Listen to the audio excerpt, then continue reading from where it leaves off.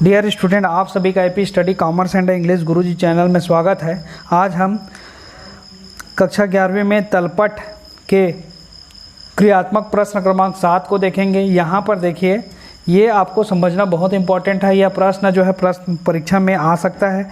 तो यहाँ पर देखिए, निम्नांकित तलपट योग और शेष विधि से बनाया गया है, किंतु कुछ राशियाँ दोनों प्रकार के तलपट में छूट गई हैं। छूटी हुई राशियों को लिखिए।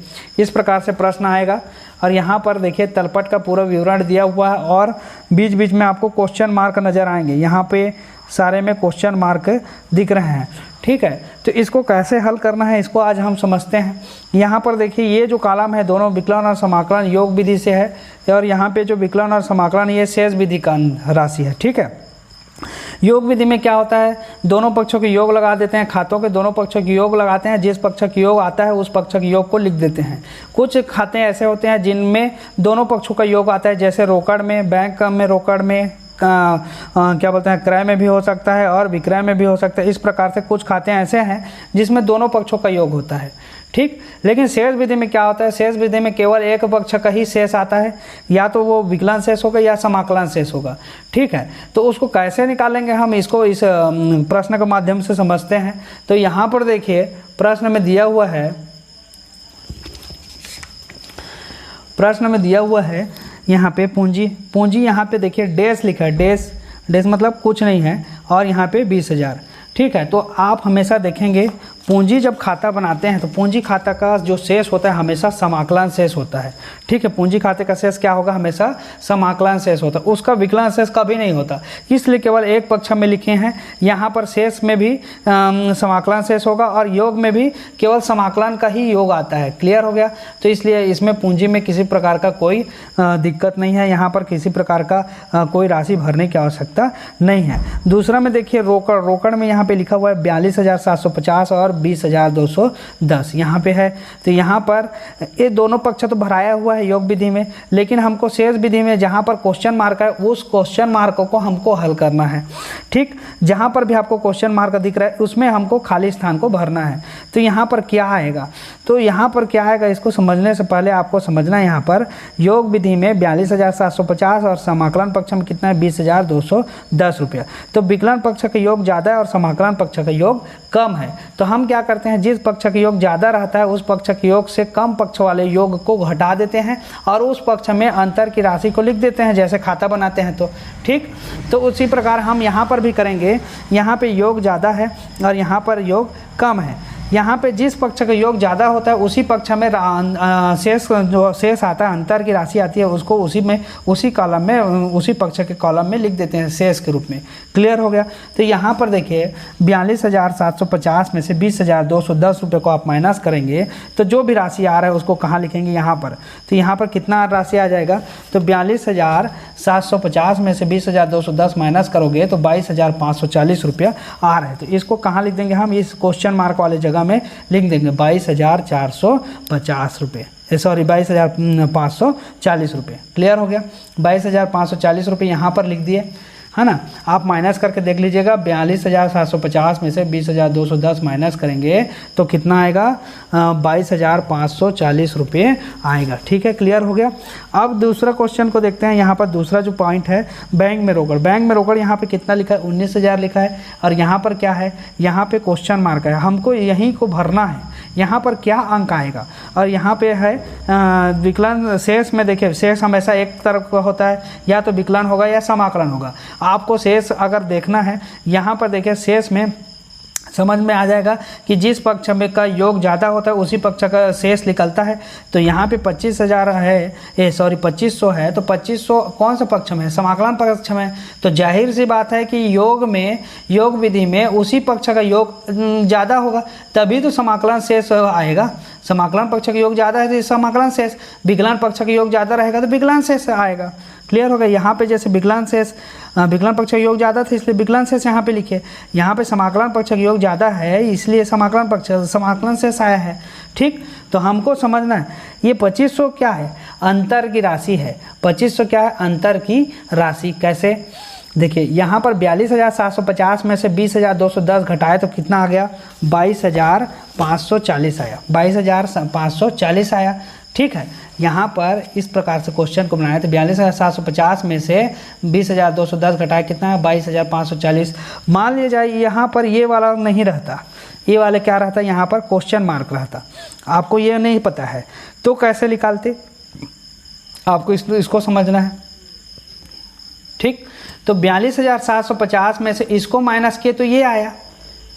ठीक है, समझ रहे हैं ना, क्योंकि विकलन शेष है, विकलन शेष है मतलब आपको समझना है कि यहाँ पर ज़्यादा है और यहाँ पे कम होगा तब जाकर के ये आया।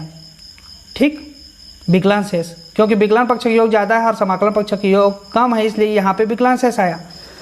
तो यहाँ पर क्या करेंगे हम, 42,750 में से 22,540 को माइनस कर दिए तो कितना आ जाएगा, ये वाला आ जाएगा। 42,750 में से 22,540 को माइनस करोगे तो कितना आ जाएगा, ये 20,210।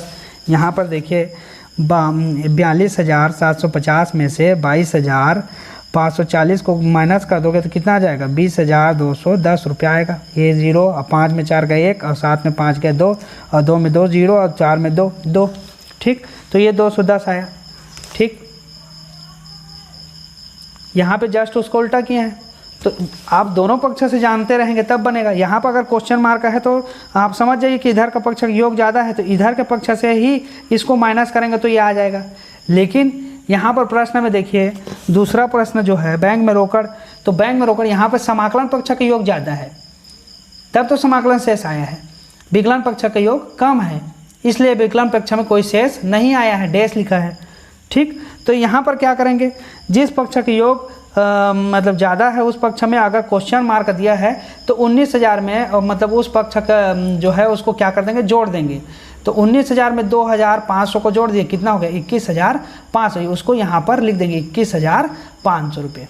ठीक, कैसे देखिए 19,500 में 21,500 लिख दिए यहाँ पे, और यहाँ पर क्या है 2,500 रुपये है, 2,500 है ना। ठीक, तो यहाँ पर कैसे ये 2,500 आया है, तो 21,500 में से 19,000 को घटा दोगे तो कितना आएगा, 2,500 रुपये आएगा। ठीक, समझ में आ गया होगा, 21,500 में 19,000 को घटाया तो कितना आया, 2,500। अब ये 21,500 नहीं दिया है तब की स्थिति में 19,000 है और समाकलन शेष आ रहा है, मतलब ये समाकलन पक्ष का योग ज़्यादा होगा। तो कितना ज़्यादा होगा, तो ये जिधर कम है उसमें इतना को और ऐड कर दीजिए तो ये आला आ जाएगा।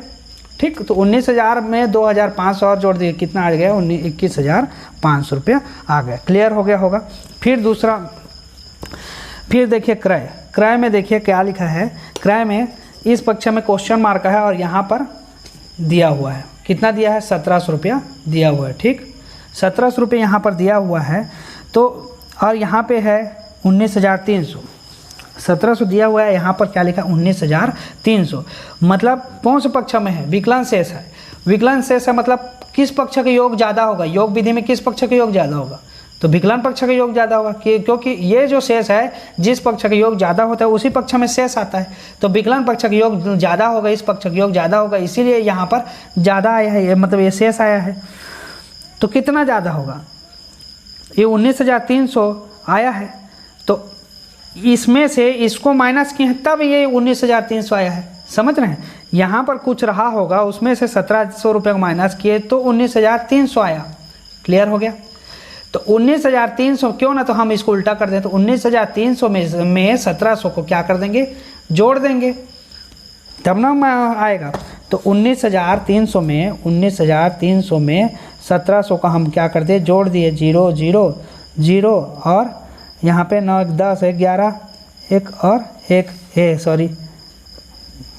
ठीक है, कितना हो गया, 20 1 21,000 हो गया, कितना हो गया 21,000, कितना आ गया 21,000, और 21,000 को हम क्या कर देंगे, यहाँ पे लिख देंगे। 21,000 कहाँ लिख दिए, यहाँ पे लिख दिए। यहाँ पर देखिए जैसे यहाँ पर 1,700 दिया है और यहाँ पे क्या दिया है, 19,300 दिया है। 19,300 और 1,700 को जोड़ देंगे तो कितना आ गया, 21,000। अब यहाँ पे उसको क्रॉस चेक कैसे करेंगे, तो 21,000 में 1,700 को माइनस कर दो तो कितना आएगा, 19,300 आएगा, मतलब ये सही है। ठीक, उसके बाद नेक्स्ट है, उसके बाद देखिए विक्रय।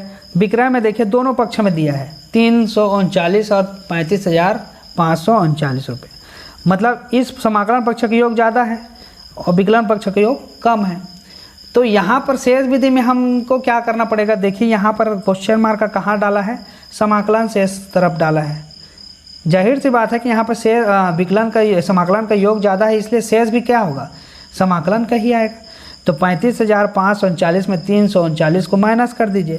35,539 में कितना माइनस करेंगे, 339 रुपये को हम माइनस कर देंगे। समझ में आ रहा है?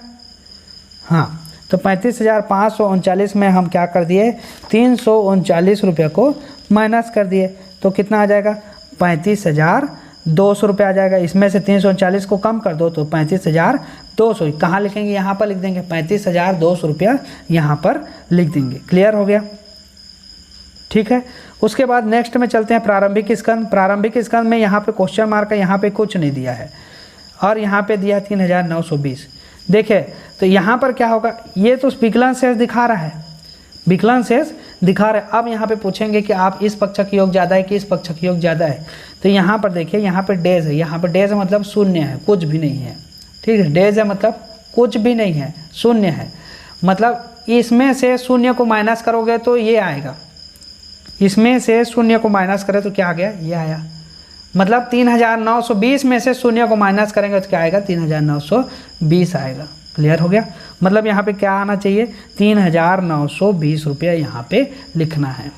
क्लियर हो गया होगा? आगे बढ़ते हैं। देनदार को देखिए, देनदार में 40,000 और यहाँ पे है 15,000, 40,000 और 15,000 दोनों पक्ष में दिया हुआ है। अब हमको समझना है कि 40,000 15,000 में से कौन सा ज़्यादा है, तो विकलन पक्ष का योग ज़्यादा और समाकलन पक्ष का योग कम है। तो हम विकलन पक्ष के योग से समाकलन पक्ष के योग को क्या कर देते हैं, माइनस कर देते हैं, तो हमारा शेष निकलता है। तो कौन किस तरफ लिख लेगा, तो विकलन पक्ष के योग ज़्यादा है इसलिए विकलन पक्ष में शेष लिख लेगा। तो 40,000 में से 15,000 को माइनस कर दिए तो कितना आ गया, 40,000 में से 15,000 को माइनस कर देंगे तो कितना आ जाएगा, ये है 25,000। ठीक, 25,000 आ गया। 25,000 को कहाँ लिख देंगे, हम विकलन तरफ लिख देंगे। ठीक है, विकलन पक्ष में यहाँ पर 25,000 लिख देंगे। यहाँ पे कितना लिखेंगे, 25,000। क्लियर हो गया? ठीक, एक पेंसिल से मैं आपको समझा। यहाँ पर कितना आ जाएगा, इसमें से इतना कहा थी, यहाँ पे आ जाएगा 25,000, यहाँ पे 25,000 पेंसिल से लिख दिए। क्लियर हो गया? 40,000 15,000 घटा दिए, कितना है, 25,000। वहीं इस प्रकार से इसका भी हो जाएगा 3,920 रुपये यहाँ पे लिख सकते हैं। ठीक है, उसी प्रकार यहाँ पर का भी लिख सकते हैं, है ना। तो इस प्रकार से आपको समझना है। फिर उसके बाद देखिए कि नेक्स्ट में लेनदार, लेनदार कितना है, 15,000 यहाँ पे क्वेश्चन मार्क, मतलब 1500 यहाँ पे क्वेश्चन मार्क है। अब यहाँ पर डेज है, मतलब जीरो है, कुछ नहीं है। यहाँ पे क्या है, समाकलन 17,500, मतलब समाकलन शेष आ रहा है, मतलब समझ जाइए कि यहाँ पर शेष किसका ज़्यादा होगा, समाकलन का शेष ज़्यादा होगा। समाकलन शेष आ रहा है मतलब समाकलन का शेष ज़्यादा होगा। यहाँ पर जैसे स्थिति हो गया, ये वाला बैंक में रोकड़ का समाकलन शेष था, तो समाकलन शेष था, क्या कर दिए, यहाँ पर ज़्यादा आएगा तब ना समाकलन शेष आएगा। तो 19,000 में 2500 को जोड़ दिए थे तो कितना आया था, 21,500 आया था। 21,500 यहाँ पर आया था ना, 21,500 में से 19,000 घटा दिया तो कितना आया, 2500 आया। ठीक उसी प्रकार ये भी है, 1500 है और यहाँ पे 17,500 है। 17,500 में 1500 को क्या कर देंगे, हम ऐड कर देंगे, तो 17 एक 18,000 और एक 19,000। यहाँ पर देखिए कितना आ जाएगा, ये 19,000 आ जाएगा। ठीक है, 19,000 में से क्या करेंगे, 1500 को माइनस करो, कितना आ जाएगा, 17,500 आ जाएगा। क्लियर हो गया? मतलब देखेंगे हम सिचुएशन के आधार पर जमाएंगे और क्रॉस चेक भी करेंगे। 19,500 और 1500, तो 19,500 ज़्यादा है, इसमें से 1500 को माइनस कर दिए तो समाकलन पक्ष में शेष आया 17,500। ठीक है, कहाँ पर जोड़ना है कहाँ पर घटाना है उसको याद रखना आपको। ठीक, जहाँ पर शेष ज़्यादा है जिस पक्ष का वहाँ पर जोड़ना पड़ता है, जिस पक्ष में शेष कम है वहाँ पर क्या करना पड़ता है, घटाना पड़ता है। ठीक है, उस पक्ष में हमको क्या करना पड़ता है, घटाना पड़ता है। यहाँ पर देखिए अब नेक्स्ट में समझते हैं बट्टा। बट्टा क्या है, 703 रुपये और यहाँ पे 205 रुपये। देखिए 703 में से 205 को माइनस कर दो, 703 में से 205 रुपये क्या हो जाएगा, माइनस हो जाएगा, तो क्या हो जाएगा 498 रुपये, 498 रुपये आ जाएगा, 498 रुपये आ गया। ठीक है, 703 में से 205 माइनस किया, 498 आ गया। अब यहाँ पर देखिए 4003 यहाँ पर डेज है और यहाँ पर क्वेश्चन मार्क है, तो यहाँ पर कुछ शून्य है, तो 4003 में से किसको माइनस करेंगे, मतलब शून्य को माइनस करें तो कितना आया, तो यहाँ पर आ जाएगा 4003 रुपये ही आएगा। क्लियर हो गया, क्योंकि यहाँ पर इसी पक्ष में आएगा, क्योंकि समाकलन पक्ष विकलन पक्ष का योग है, यहाँ पे डेज है, मतलब यहाँ पे ही आएगा उसका राशि। ठीक, उसके बाद यहाँ पे किराया दिया है, किराया में डेज, यहाँ पे क्वेश्चन मार्क, यहाँ पे डेज, फिर क्वेश्चन। तो 900 रुपये किराया, तो किराया का एक ही पक्ष का योग आता है। 900 रुपये को कहाँ लिख देंगे हम, यहाँ पे लिख दिए।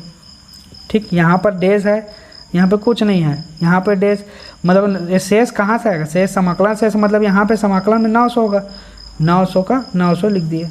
यहाँ पे सामान्य पे 839, तो यहाँ पे भी 839 वही है, सेम है।